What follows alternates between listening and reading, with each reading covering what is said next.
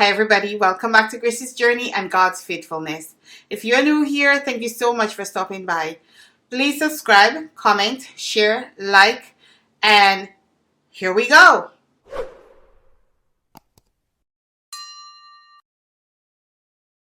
When it was time for Gracie to be extubated, I remember I was having a tough time. Remember all before I was telling you I was not afraid. I was not afraid. For some reason, fear gripped me. Doubt started flowing in. And that's what the enemy does. He comes in with doubt. He comes in with fear. I was afraid. This time, Pastor North had already left our church and they had a new pastor, a new assistant pastor. And his name is David James. And I remember whilst I was in the PICU, I got a call and he said, "Hi, Sister Regis. My name is Pastor David James and I'm the new assistant for Toronto Central." And I said hi to him and he started to talk to me and he said, "I've heard about you. I've heard about Baby Grace. I would like to visit." And I said, "Sure, please do come." And he came. Thank God for Pastor James. When he came, I told him what was going on and I told him what was happening. He encouraged me like Pastor North. He prayed over Grace and he left.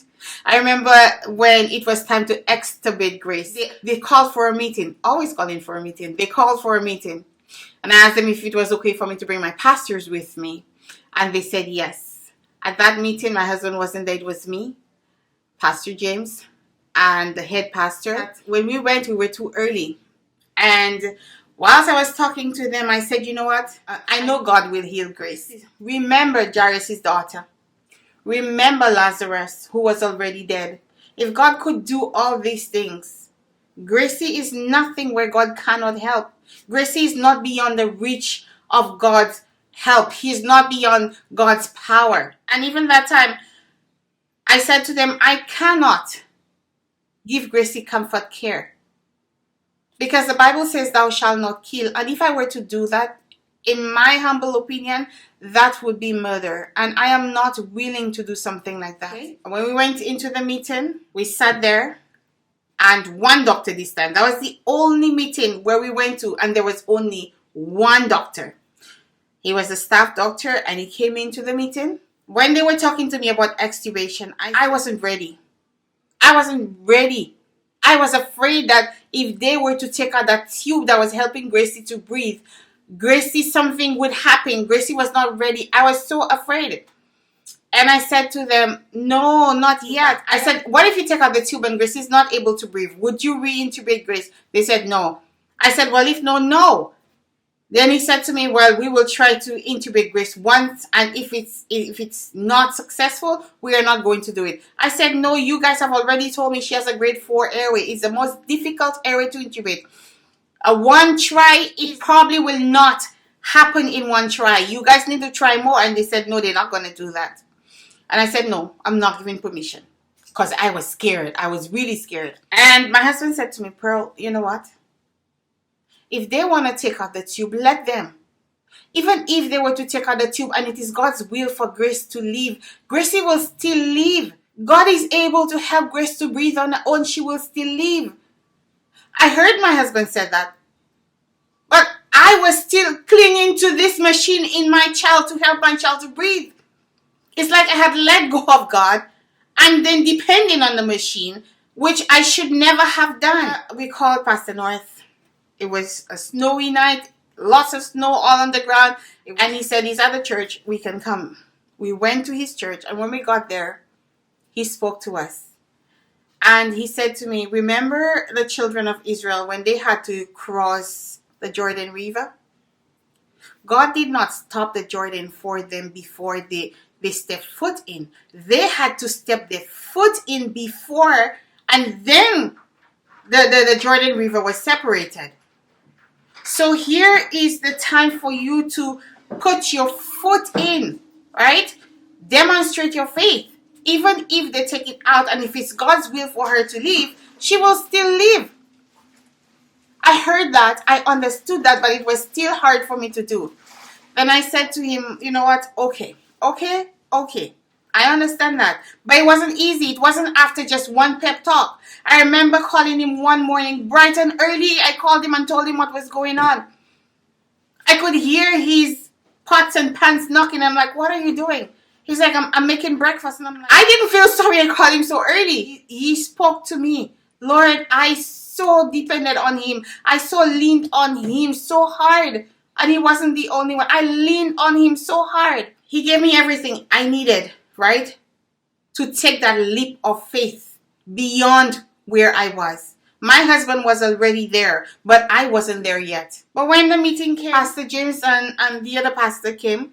We sat at the meeting, and this doctor came, and he was talking about extubating Grace. And I'm like, if you take it out, are you going to put it back? He said, no. I said, well, no. Then he said to me, we are going to try once. I said, once is not enough because she has a grade 4 area. And you guys have told me it's the most difficult area to intubate. One is not enough. It probably will not happen on the first try. And he was not willing to budge. I said, you know what? God is able. Grace will live by the grace of God. God is going to heal Grace. And he looked at me and he said to me, what do you expect from God? I was not expecting that question. And I sat there and I looked at him. First time I was shy to speak. And I said to him, Gracie will be able to breathe on her own. Gracie will be able to walk. Grace will be able to talk. Grace will be able to do things. God will heal Grace. I said it to him. And I was scared to say it to him, but I said it to him. When I went back to the hospital, I said, okay, you guys want to extubate Grace? That's fine. You guys have my permission. When they came with a box. They're going to extubate her, put the box over her head, and we'll see. So when they extubated her, they put this box. It's a seal box, and it has a space for her neck and stuff. So they put it over her head, and behind it had a hole where they could push a tube in and give her blow some oxygen. So they did that, and Gracie was under that box, and she was there, and she was doing really well. I was really happy and excited, and I was like, hi Gracie, how are you, Gracie? And I think that scared Gracie, and I think she panicked a bit. And then she started to desat. And when she started to desat, they said they're going to put nasal prongs for her, and they're going to give her some oxygen. And they did that. She stayed well for a while. And then she started to desat again. And then they put CPAP for her. And she stayed with CPAP for a while. When I reached to that level to cross to another level, I got scared. And thinking about it today, it reminds me of Elijah.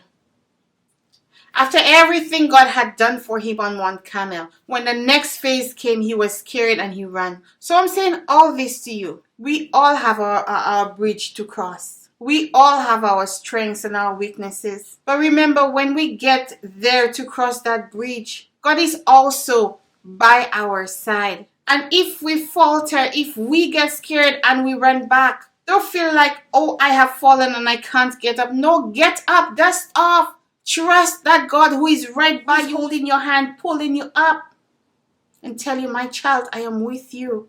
You can do this. Trust him. Not because you are afraid to think that God is not going to help you. No. You are a human being. Yes, you are afraid.